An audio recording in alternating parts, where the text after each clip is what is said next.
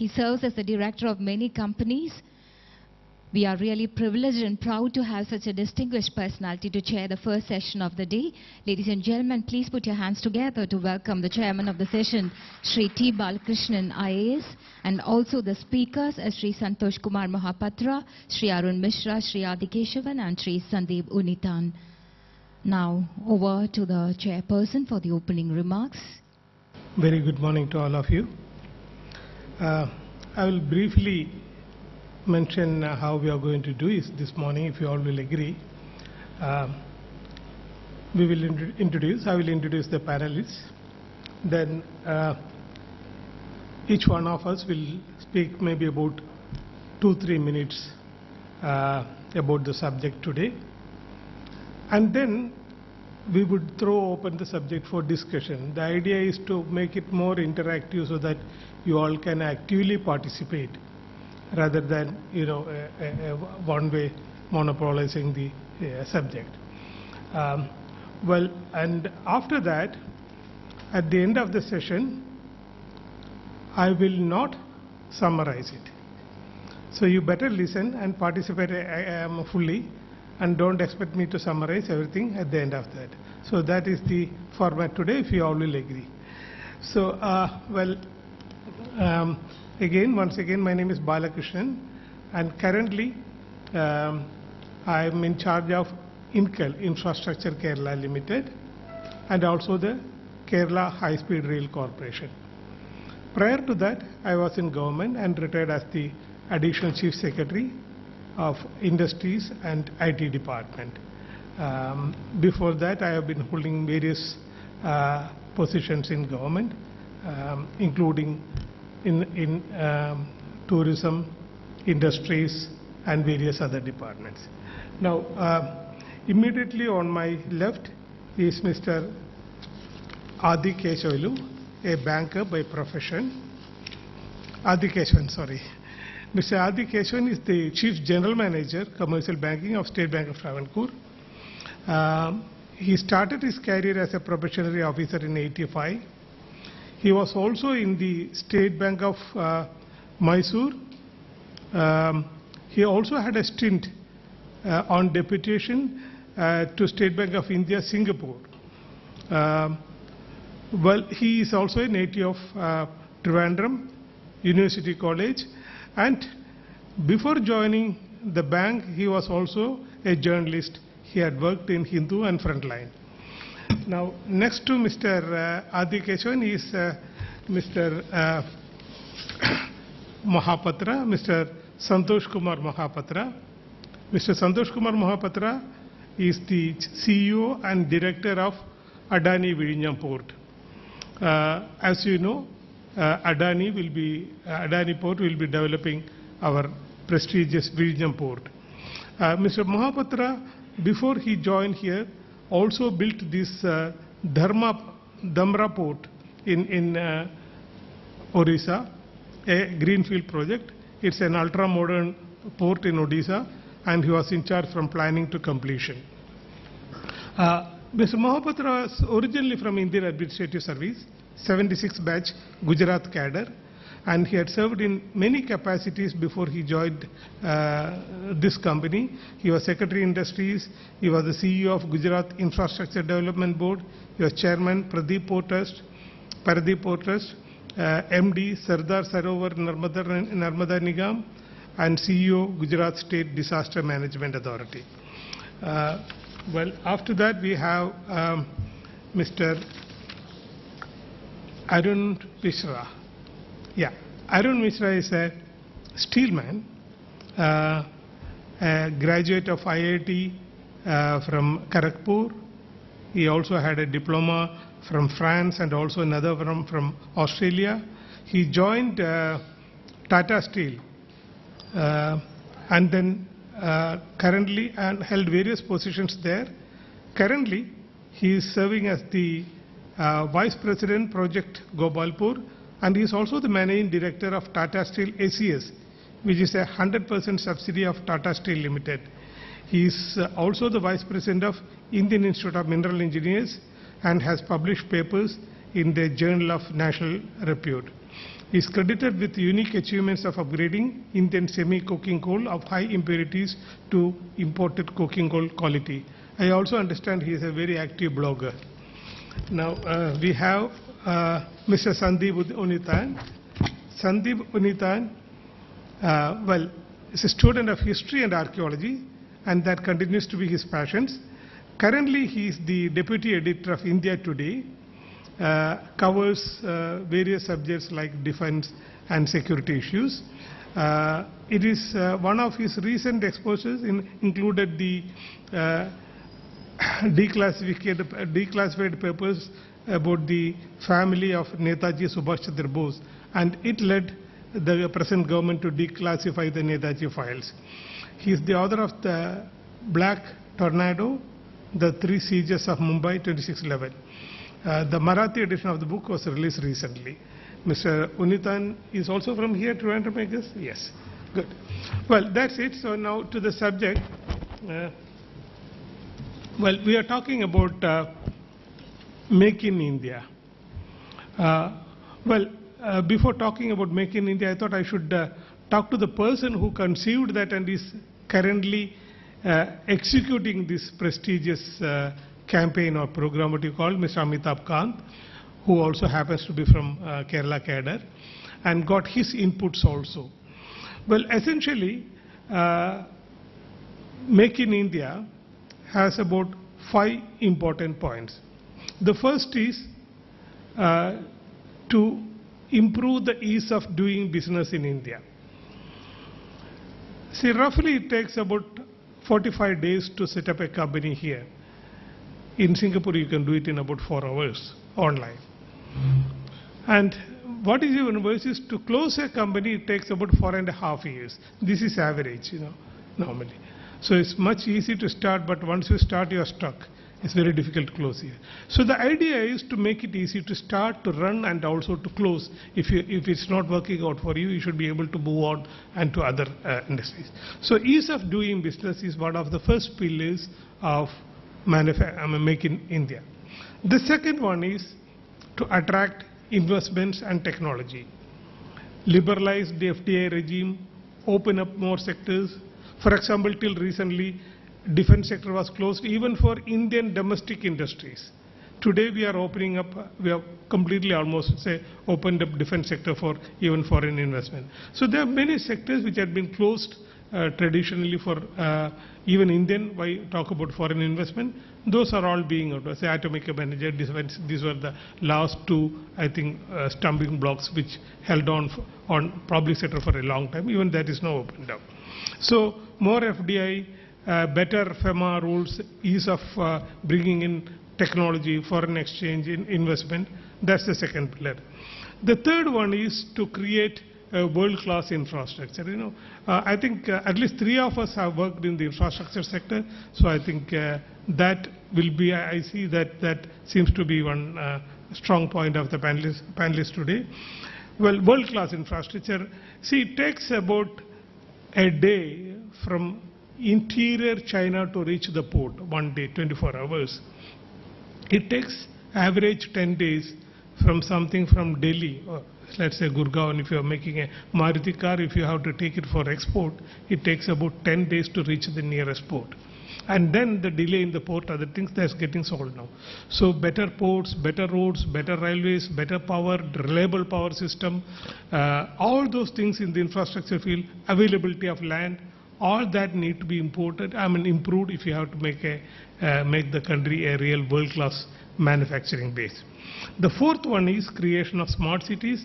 Smart cities are important because it's the urban areas that contribute to the GDP, to the growth, and including manufacturing. So creation of 100 urban smart cities is the other pillar. And the fifth and the most important one, I would say, is the skill upgradation. You need better qualified, trained personnel to produce for world quality stuff. In a closed economy like India, in the past, we were happy with whatever we could get. But if you have to sell to the world where they have a choice, you have to make the best. So you need skill upgradation. CIA is actively involved in that. The government is actively involved in that. You have agencies like CASE, ASAP and all that. working hard to improve the skill development in India.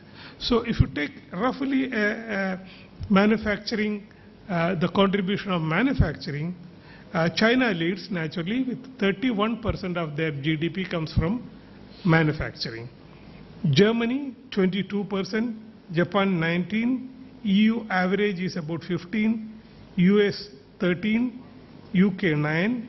India, our figure shows 17.2%. But what we are currently using a figure called gross value addition, not contribution of GDP. So that could be slightly different from GDP exactly if you're speaking, but more or less, let's say we are around that. And the target is to bring it to at least 25%. That is to make in India. Now, talking about Kerala, well, I think it is much, much lower here, and we are not recognized as a manufacturing state, I would say, even though manufacturing happens here, but that's not the, I would say, a thrust area or what is our strength. Our strength is mostly in the services, but there are areas where we can contribute immensely to manufacturing also. I think this is by way of a brief introduction to the subject, and I would request panelists also to address you or based on their area and the subject. We'll start with Mr. Mohapatra, if it is all right with you, sir. Thank you. Please. Mr. Chairman, co-panelists, ladies and gentlemen, I think it will be presumptuous on my part to give a studied infrastructure solution to a group of delegates, business leaders who belong to this state, who have not only worked in the infrastructure of Kerala, some of them I can see have worked for the infrastructure in Kerala. Therefore, I will generally give some thoughts, mainly from my experiences and impressions, with an apology in advance that if my facts are wrong, forgive me, and if my ideas are wrong, forget it. Yes, my experiences of having worked in the western coast state of Gujarat, and having looked at closely how things happen there for more than 20 years, and for having worked in another state on the eastern coast, Odisha, both in the public and private sector, and having also seen how things don't happen and how they can happen, and my last few months of working here in Kerala.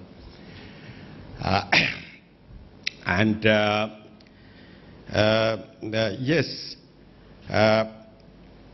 talking of Make in India, I think the little that I know was originally a pure thrust on manufacturing sector. Considering that manufacturing is only 18% of our GDP, considering that manufacturing holds the key to growth in MSMEs and employment, considering that if we don't do anything about manufacturing, the entire manufacturing in the world may shift to China. And it is with this long-standing need for a thrust to the manufacturing sector that this move was started.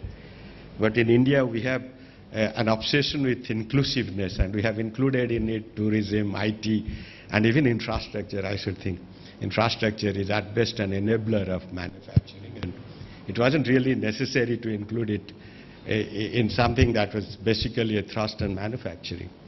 But to the extent that it is an enabler, we should look upon infrastructure only in that sense for this purpose, Make in India, that how infrastructure is an enabler of Make in India. My experience in Gujarat tells me that making in India or manufacturing in a place depends basically on three things, of which infrastructure is not the most important. I'll put it this way. The first is environment, by which I don't mean the flora and fauna, I mean the cultural environment, which means how you look at business, how you look at investment, how you look at labor, and second is perhaps enterprise, and third is infrastructure. And I put it in that order because if you don't have infrastructure but enterprise, the entrepreneurs will bring you infrastructure, don't worry. And if you don't have enterprise, but if you have a cultural environment which favors enterprise, entrepreneurs will grow, don't worry.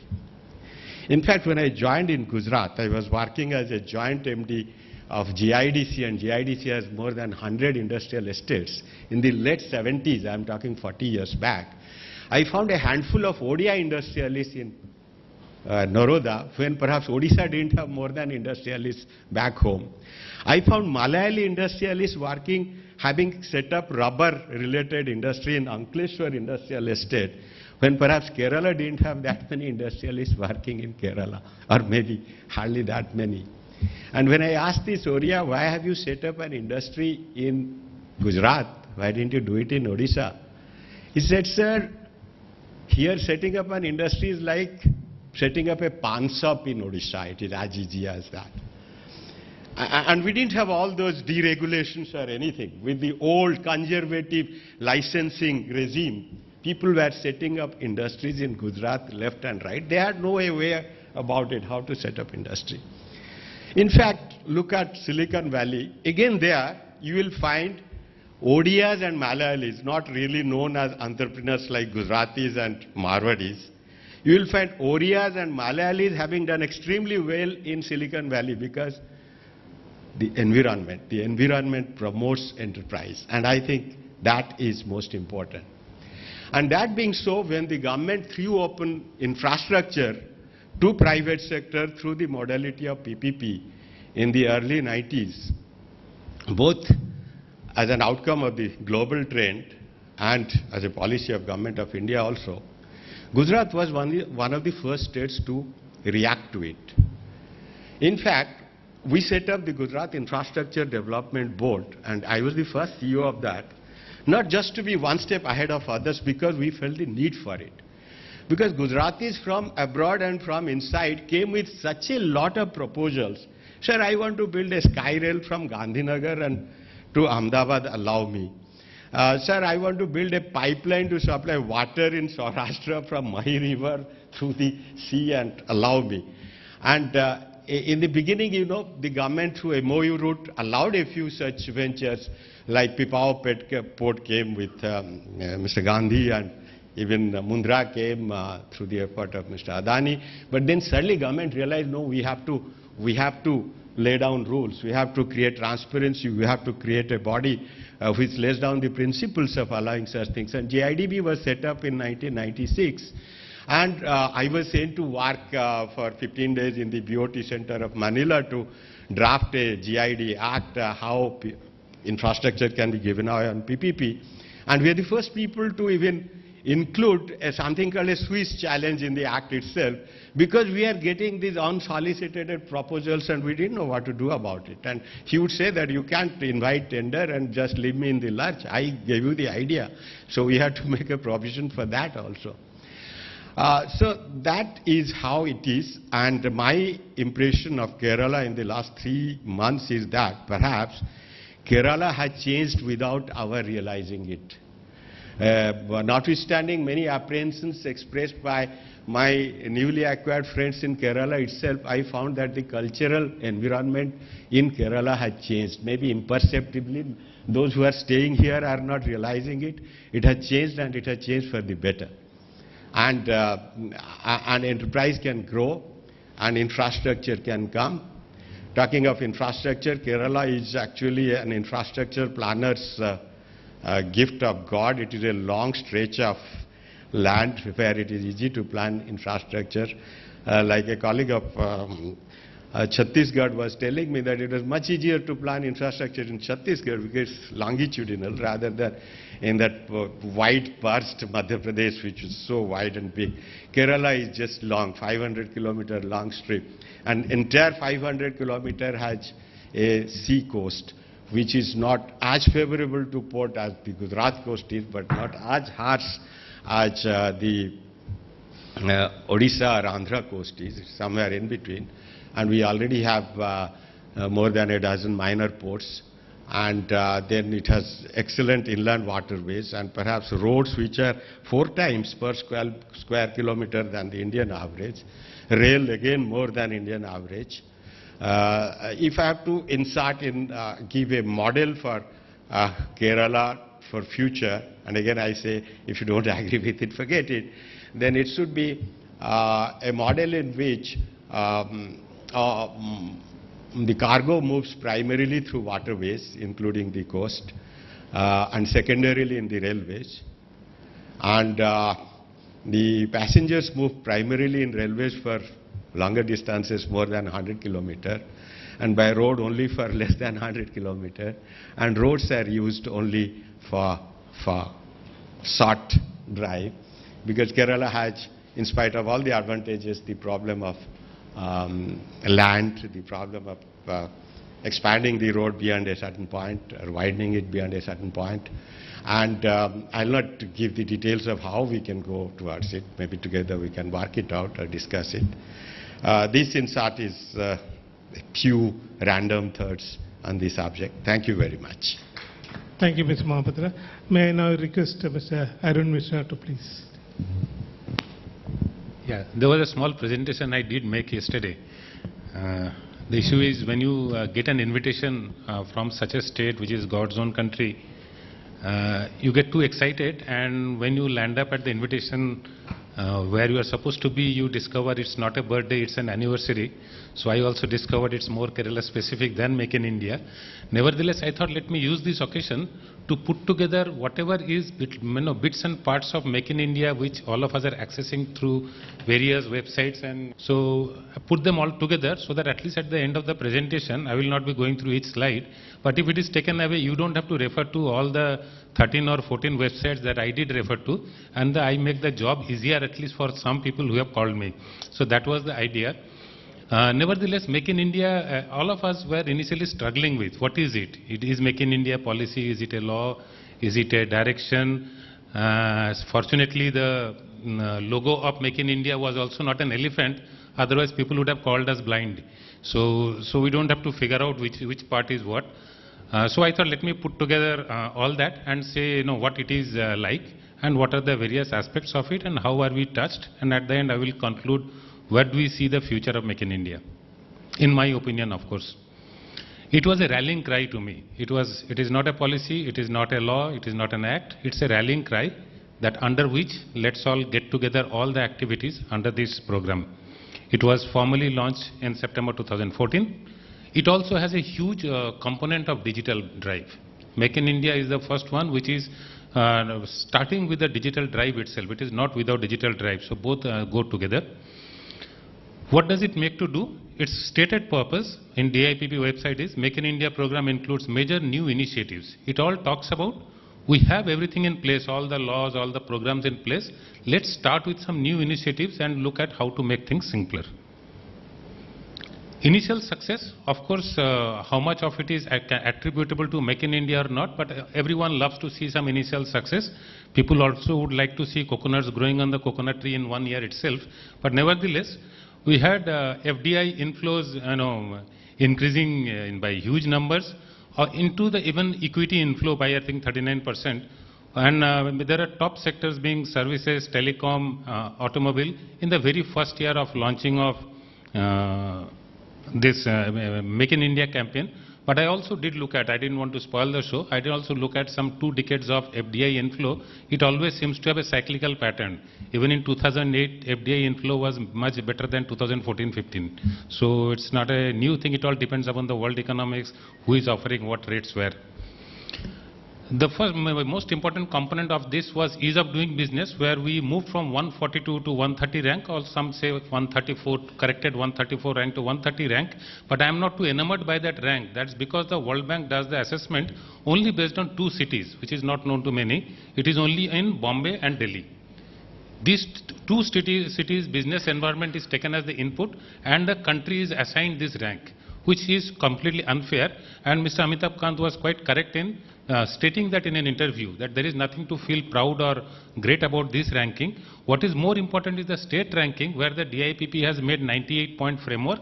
In that framework, the states are being assessed, and which is the more accurate I would say 60% accurate, because still it talks, the ranking is based on the administrator's version of the law. Suppose I make one change in electrical connection policy, I get some 5 points in the ranking. Now, whether that is implemented, whether the industrialist is getting it finally at the end of the day, that's still yet to be taken into account. I am told next cycle of assessment will include the consumer's perspective on this. On the ranking, there are various. Why I put this up is Kerala is way down below with 22.8% ranking. So there is a huge margin to catch up. Huge margin to catch up. And fortunately, the state I am working in currently, Odisha, is also I think at number 7th. And one needs to work around this, because this, I am not what Mr. Santosh Mahapatra was saying. Even when ease of doing business was not there, people were going to Gujarat and doing business. I have seen in Odisha also there are bureaucrats with good intentions. In spite of all the rules, they are able to decide and get things going. But ease of doing business gives a tag, gives a certification. It's like the hallmark, so that to attract investors, that things are transparent here and one can come in and predict the outcome of any process. There were procedural reforms. Many were initiated by Government of India itself, and it started off by Prime Minister declaring on the Shram Subhidha portal. They were talking of combining inspections in one day, and which has now been adopted in the industrial policies by most of the states.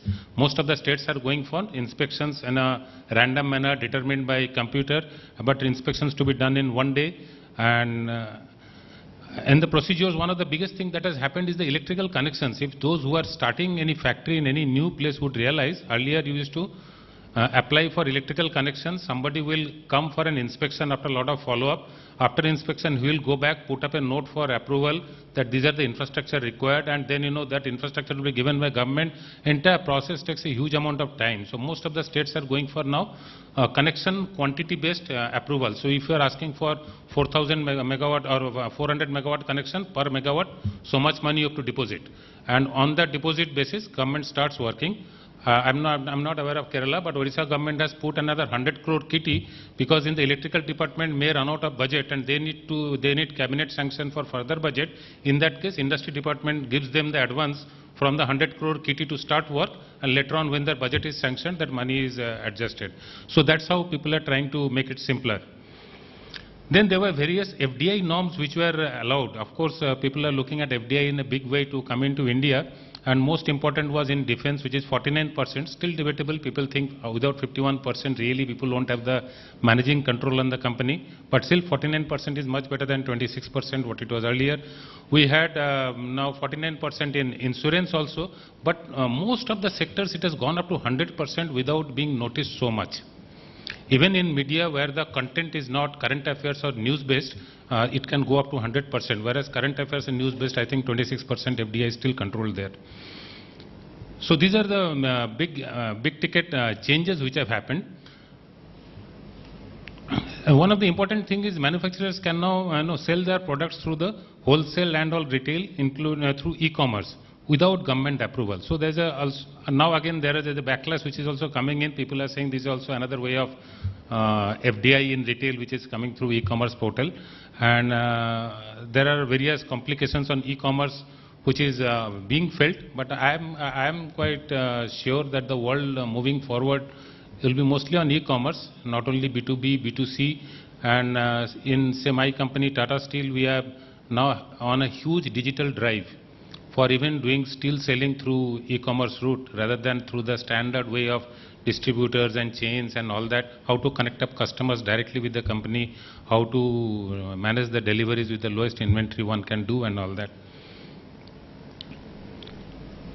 A route to ease of doing business, everybody is going for IT. See, IT solution is something which is very low-hanging fruit, can be easily done, and whether the effect on the ground is visible or not, one can surely take credit for the IT system itself. So every government is going for the IT solutions which are easily visible, and one can say we have become online, you come, click, click, click, and things happen. So that's a good system. Single windows are online, but all said and done, at the end of the day, you have to have a single window which is actually a single window. Otherwise, most of the states had single window, you open that window and there are 8 other windows behind it. So one option which government of Odisha has now started is, they have put 7 representatives from various departments who need to give approval. They have been nominated into the single window where they are working 7 days a week.